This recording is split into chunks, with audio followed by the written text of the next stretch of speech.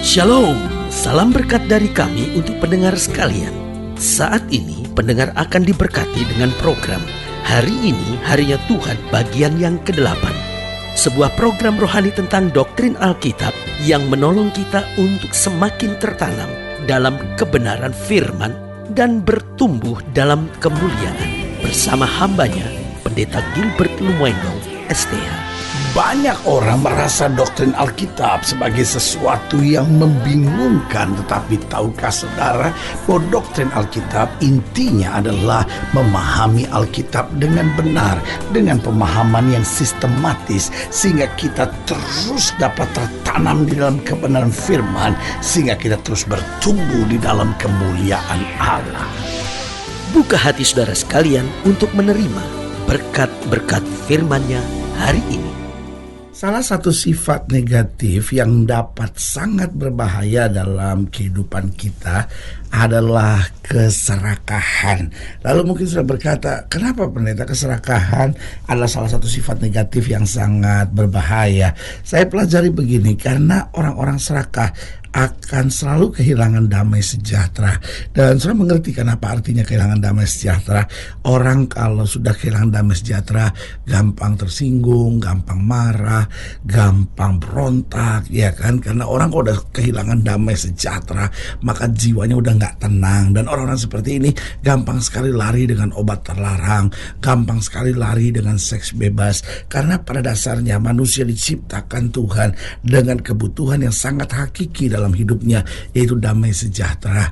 Dan damai sejahtera karena kita diciptakan oleh Tuhan, maka kita juga hanya akan dapatkan damai sejahtera itu di dalam Tuhan. Karena Tuhan punya damai sejahtera yang asli, yang genuine, saudara-saudara. Tetapi sebaliknya, iblis pun menyamar seperti malaikat terang. Iblis coba tawarkan damai sejahtera lewat apa? Lewat seks bebas, lewat obat-obat terlarang.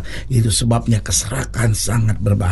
Karena ketika orang hidup dalam keserakahan, maka dia akan kehilangan damai sejahtera, nggak pernah puas, nggak pernah merasa cukup. Yang kedua, saya pelajari kenapa keserakahan salah satu sifat negatif yang sangat berbahaya. Karena orang serakah dimanapun dia ada, dia selalu akan dimusuhi orang. Saudara yang kasih dalam Tuhan, bukankah manusia juga adalah makhluk sosial, sehingga manusia butuh diterima, dikasih oleh lingkungannya. Nah, saudara bisa bayangkan kalau dimanapun kita ada, kita dimusuhi. Karena suami nggak senang lihat istri serakah, istri nggak senang lihat suami serakah. Pada dasarnya manusia nggak bisa terima orang hidup dalam keserakahan, sehingga dimanapun dia ada, dia dibenci orang. Teman-teman dekat akan bilang, aduh, orang itu serakah banget sih, orang itu nggak pernah bisa bersyukur, orang itu nggak pernah bisa puas. Kenapa? Karena serakahnya itu. Karena itu saudaraku yang kasih dalam Tuhan, keserakahan adalah salah satu sifat negatif yang sangat berbahaya. Yang pertama, karena akan membuat kita kehilangan damai sejahtera. Yang kedua, akan membuat kita selalu dimusuhi. Dan yang ketiga, akan membuat kita cepat kecewa. Orang tuh kalau dalam keserakahan selalu merasa kecewa. Kenapa? Karena pada dasarnya orang serakah itu nggak pernah bisa puas, nggak pernah bisa bersyukur. Jadi sehingga apapun yang ada di depan dia, dia selalu kecewa. Dia udah kerja kecewa, dia melayani dia kecewa. Kenapa? Pada dasarnya serakah, dia selalu mau lebih lagi. Dan orang seperti ini akan menjadi orang yang sangat berbahaya. Dan yang keempat, saya pelajari kenapa keserakahan adalah salah satu sifat negatif yang sangat berbahaya. Karena ini, orang yang serakah akan selalu jauh dari Tuhan. Tahukah saudara, orang tuh yang bersyukur, dia tuh dekat sama Tuhan. Kenapa? Karena orang bersyukur akan berterima kasih untuk apapun yang terjadi dalam hidupnya. Ayub berkata apa? Tuhan yang memberi, Tuhan yang mengambil, terpujilah nama Tuhan. Bayangkan, dalam situasi yang sangat menyakitkan saja, Ayub bisa bersyukur. Tetapi orang yang serakah dalam segala perkara tetap akan bersungut-sungut kepada Tuhan dan merasa kurang untuk apa saja yang Tuhan sudah berikan kepadanya. Karena itu saudaraku yang kasih dalam Tuhan, jangan hidup dalam keserakahan, hidup kita sengsara, tapi belajar hidup dengan ucapan syukur, maka segala berkat Allah akan tercurah dalam hidup kita. Haleluya. Selamat datang dalam program kita hari ini, harinya Tuhan. Sebuah program rohani yang kembali mengingatkan kepada kita betapa pentingnya kita menjadikan firman Tuhan sebagai dasar keseharian hidup kita. Karena selama kita jadikan firman Tuhan sebagai dasar keseharian hidup kita, langkah-langkah ke depan kita penuh dengan kepastian, kemenangan, berkat, mukjizat dan perkara-perkara besar. Haleluya. Dan dalam program ini kita sedang membahas tentang keserakahan. Karena pada dasarnya Alkitab juga menjelaskan orang-orang serakah tidak punya tempat dalam kerajaan sorga. Tuhan mencari orang-orang yang tahu bersyukur, dan orang-orang yang tahu bersyukur ini bahkan sudah merasakan sorga sebelum tiba di sorga. Haleluya.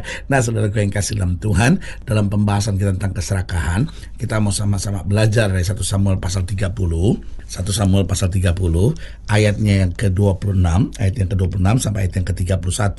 1 Samuel pasal 30 ayat 26 sampai ayat yang ke-31. Saya beri kesempatan untuk setiap Bapak Ibu Saudara sekalian untuk ambil Alkitab, catatan alat tulis, sehingga masing-masing kita mengenal firman Tuhan lebih dalam lagi dan lebih mengerti lagi, sehingga hidup kita makin bertumbuh dalam terang kasih Tuhan. Haleluya. 1 Samuel pasal 30 ayatnya yang ke-26 sampai ayatnya yang ke-31. Demikian firman Tuhan di bawah judul perikop, Daud mengirim pemberian kepada para tua-tua di Yehuda. Ketika Daud sampai ke Siklak, dikirimnyalah sebagian dari jarahan itu kepada para tua-tua di Yehuda, kepada teman-temannya dengan pesan, inilah pemberian kepadamu dari jarahan yang dirampas dari musuh Tuhan, yakni kepada yang di Betel, kepada yang di Ramot, di tanah selatan, kepada yang di Yatir, kepada yang di Aroer, kepada yang di Simfod, dan kepada yang di Estemoa, kepada yang di Rachal, kepada yang di kota-kota orang Yerahmeel, kepada yang di kota-kota orang Keni, kepada yang di Horma, kepada yang di Bor Asan, kepada yang di Atah, kepada yang di Hebron, dan kepada segala tempat di mana Daud dengan orang-orangnya mengembara.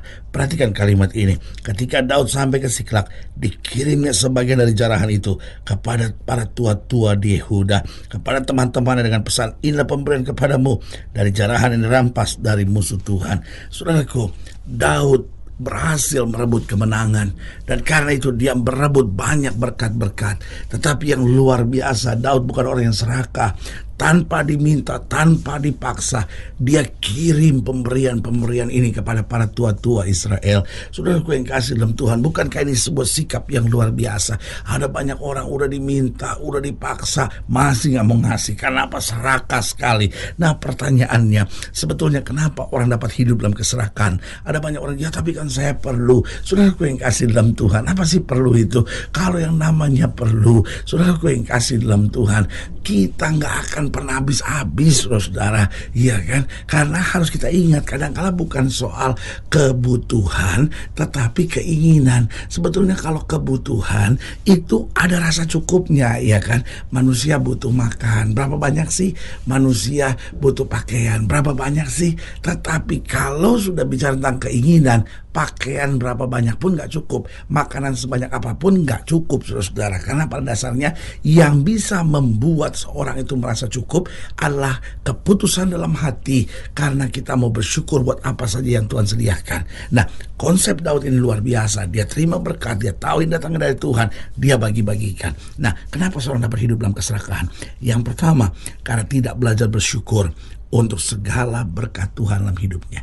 Dia gak bisa melihat mana kebutuhan, mana keinginan. Buat dia keinginan lebih dari segala-galanya. Sehingga kalau keinginannya belum tercukupi, maka dia tidak akan pernah bisa bersyukur. Saudaraku yang kasih dalam Tuhan, kita harus belajar bersyukur untuk segala berkat Tuhan.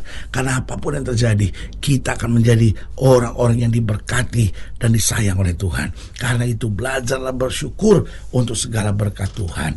Nah, kenapa seorang bisa hidup dalam keserakahan? Karena tidak mengerti konsep ini. Buat dia, saya puas dulu baru saya bersyukur.